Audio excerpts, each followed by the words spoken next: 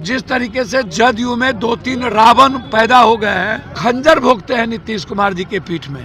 आप नीतीश कुमार जी को तो मारने की पूरी साजिश रच ली गई है ना। नीतीश कुमार के बेटे निशांत की राजनीति में आने को लेकर के हलचल तेज है। एक तरफ जहां निशांत के जेडीयू दफ्तर के बाहर पोस्टर लगकर उन्हें राजनीति में एंट्री करने को कहा गया, तो वहीं दूसरी तरफ हर एक राजनीतिक दल की तरफ से प्रतिक्रियाएं निशांत के पॉलिटिकल डेब्यू को लेकर के सामने आ रही है। इस बीच पूर्णिया से सांसद पप्पू यादव ने निशांत के पॉलिटिकल डेब्यू को लेकर के जहां बयान दिया, तो वहीं नीतीश कुमार को लेकर के चौंकाने वाली बात का खुलासा किया। आपको बता दें कि सांसद पप्पू यादव ने नीतीश कुमार को लेकर के कहा है कि उनके बेटे को राजनीति में जल्द आने की जरूरत है, क्योंकि जेडीयू में कुछ लोग ऐसे बैठे हैं जो नीतीश कुमार की हत्या की साजिश रच रहे हैं। और पप्पू यादव ने इस पूरे मामले में बीजेपी पर भी निशाना साधा है और कहा है कि जेडीयू के कुछ लोग और बीजेपी दोनों मिलकर नीतीश कुमार को खत्म करने की साजिश रच रहे हैं। क्या कुछ कह रहे हैं पप्पू यादव, वो सुनिए।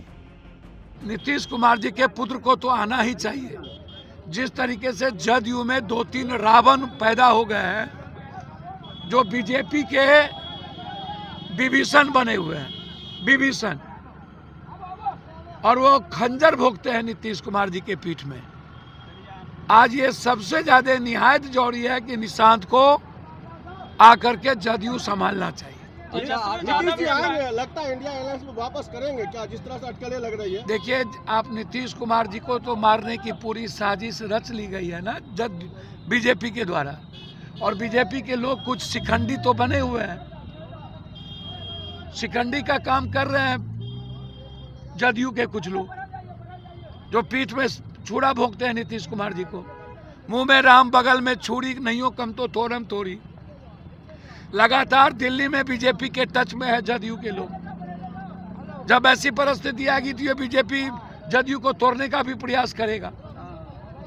और नीतीश कुमार जी को ये सिर्फ तभी तक रखा हुआ है जब तक चुनाव हो रहा है। चुनाव के बाद उनको देख लेना, जो शिंदे का, जो रेड्डी का, जो इनके परिवार का हुआ था, वो हश्र करेगा।